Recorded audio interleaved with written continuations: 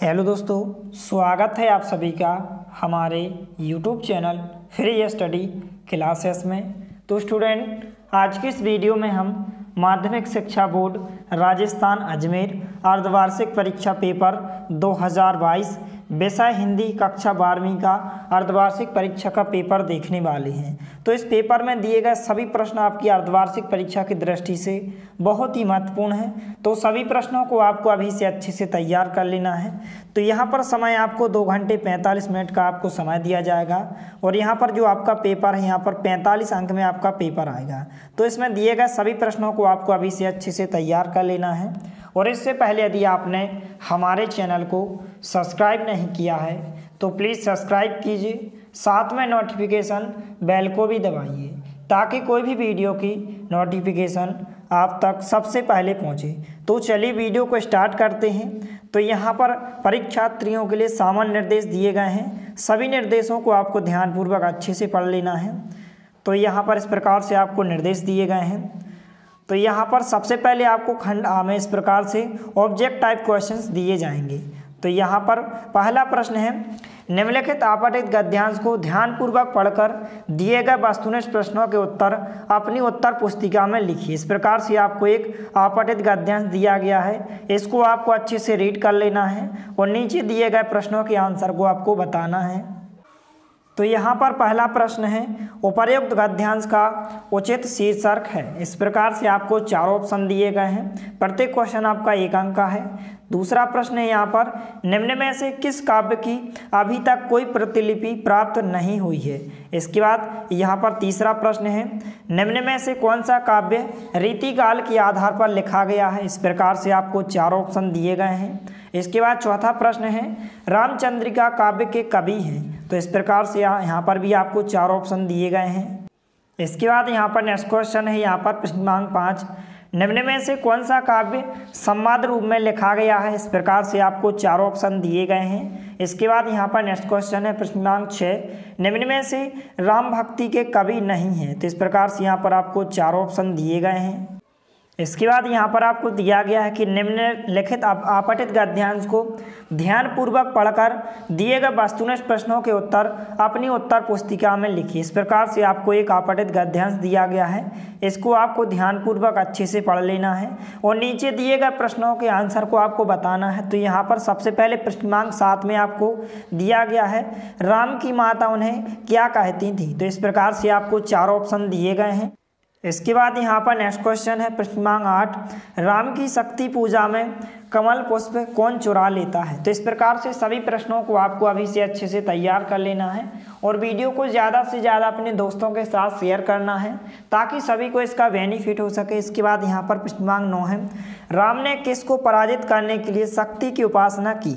इसके बाद next question है प्रश्न क्रमांक 10, 2 नील कमल हैं शेष अभी राम किन नील कमलों की बात कर रही हैं। तो इस प्रकार से आपको 4 ऑप्शन दिए गए हैं। इसके बाद नेक्स्ट क्वेश्चन है प्रश्न क्रमांक 9, नील कमल शब्द में अलंकार है। तो इस प्रकार से आपको 4 ऑप्शन दिए गए हैं। इसके बाद यहाँ पर प्रश्न क्रमांक 12 है, यहाँ पर कि नयन शब्द के पर्यायवाची शब्द हैं। तो इस प्रकार से आपको 4 ऑप्शन दिए गए हैं। इसके बाद यहाँ पर नेक्स्ट क्वेश्चन में आपको इस प्रकार से रिक्त स्थान पूछे जाएंगे, निम्नलिखित रिक्त स्थानों की पूर्ति कीजिए। यहाँ पर पहला खाली स्थान है, जिस भाषा को बालक अपनी माँ तथा परिवार द्वारा सीखता है उसे कहते हैं। इसके बाद दूसरा खाली स्थान है, हिंदी खालिस्तान लिपि में लिखी जाती है। इसके बाद तीसरा खाली स्थान है, मेरा घर गंगा पर है। वाक्य में खालिस्तान शब्द शक्ति है। इसके बाद चौथा खाली स्थान है, शब्द की जिस शक्ति से किसी शब्द के सबसे साधारण लोक प्रचलित अर्थ का बोध हो वह क्या होती है। इसके बाद यहाँ पर 5वां खाली स्थान है, मैं निज रोदन में राग लिए फिरता हूँ उक्त काव्य पंक्ति में कौन सा अलंकार है। इसके बाद यहाँ पर 6वां खाली स्थान है, भगवान भक्तों की भयंकर भूरी विसारिये उक्त काव्य पंक्ति में भावर्ण खालिस्तान के कारण अलंकार है। तो यहाँ पर आपको बताना है कि किसके कारण कौन सा अलंकार है। तो इस प्रकार से सभी वस्तुनिष्ठ प्रश्नों को आपको अभी से अच्छे से तैयार कर लेना। इसके बाद यहाँ पर नेक्स्ट क्वेश्चन है प्रश्न क्रमांक 2, निम्नलिखित यहाँ पर अति लघु उत्तरीय प्रश्न दिए गए हैं, प्रश्नों के उत्तर एक पंक्ति में दीजिए। तो यहाँ पर पहला प्रश्न है, निम्न परिभाषिक शब्दों के अर्थ लिखे। इस प्रकार से आपको शब्द दिए गए हैं, इनके आपको यहाँ पर अर्थ बताना है। इसके बाद दूसरा प्रश्न है संक्षिप्त शब्द के लिए परिभाषिक शब्द लिखिए। तीसरा प्रश्न है यहाँ पर कि मेंढक मंडली का दूसरा नाम क्या था। चौथा प्रश्न है फीचर लेखन क्या है। पांचवा प्रश्न यहाँ पर किशन दा की कौन सी छवि यशोधर बाबू के मन में बसी हुई थी। इसके बाद नेक्स्ट क्वेश्चन है प्रश्नांक 6 कौन सी बात यशोधर बाबू कभी कभी तंजिया या व्यंग्यात्मक कहते हैं। तो इस प्रकार से सभी प्रश्नों को आपको अच्छे से तैयार कर लेना है। इसके बाद यहाँ पर प्रश्नांक 7 है पाठशाला में लेखक का विश्वास क्यों बढ़ने लगा, जूझ कहानी के आधार पर बताइए। इसके बाद यहाँ पर 8वां प्रश्न है जूझ पाठ आनंद यादव के किस प्रकार के उपन्यास का अंश है। इसके बाद 9वां प्रश्न है लेखक को कब लगा कि उसके नए पंख निकल आए हैं, जूझ कहानी के आधार पर बताइए। इसके बाद 10वां प्रश्न है कुंवर नारायण की किन्हीं दो रचनाओं के नाम लिखिए। इसके बाद 11वां प्रश्न है हजारी प्रसाद द्विवेदी का जन्म कब और कहाँ हुआ। तो इस प्रकार से सभी प्रश्नों को आपको अभी से अच्छे से तैयार कर लेना है। इसके बाद यहाँ पर खंडवा निम्नलिखित लघु उत्तरात्मक प्रश्नों के उत्तर अधिकतम 40 शब्दों में दीजिए। प्रत्येक क्वेश्चन आपका 2 अंक का है। तो यहाँ पर प्रश्नांक 4 है प्रिंट माध्यम की किन्हीं 2 कमियों को समझाइए। इसके बाद प्रश्नांक 5 है हिंदी में नेट पत्रकारिता पर टिप्पणी लिखिए। इसके बाद प्रश्नांक 6 है खेलों की ओर बढ़ता रुझान विषय पर एक संक्षिप्त आलेख तैयार कीजिए। इसके बाद यहाँ पर प्रश्नांक 7 है कैमरे में बंद अपाहिज कविता की मूल संवेदना लिखिए। इसके बाद यहाँ पर प्रश्नांक 8 है कविता एक खेल है, बच्चों के बहाने पंक्ति का आशय स्पष्ट कीजिए। इसके बाद प्रश्नांक 9 है भगत जी पर बाजार का जादू नहीं चलता क्यों। इसके बाद प्रश्नांक 10 है भक्तिन का दुर्भाग्य भी उससे कम हटी नहीं था, कैसे स्पष्ट कीजिए। इसके बाद प्रश्नांक 11 है यशोधर बाबू को घर जल्दी लौटना पसंद नहीं था, क्यों, कारण स्पष्ट कीजिए। इसके बाद प्रश्नांक 12 है यदि आप दत्ताजी राय के स्थान पर होते तो लेखक की मदद कैसे करते। तो इस प्रकार से आपके 2 अंक में प्रश्न पूछे जाएंगे, इनको आपको अभी से अच्छे से तैयार कर लेना है। इसके बाद यहाँ पर खंडसा, तो खंडसा में यहाँ पर इस प्रकार से आपको प्रश्न दिए जाएंगे कि निम्नलिखित दीर्घ उत्तरीय प्रश्नों के उत्तर लगभग 250 शब्दों में लिखिए। प्रत्येक आपका 3 अंक का क्वेश्चन आएगा। तो यहाँ पर प्रश्नांक 13 है भूलना दंड सही फिर भी पुरस्कार मानकर ही ग्रहण करना चाहिए।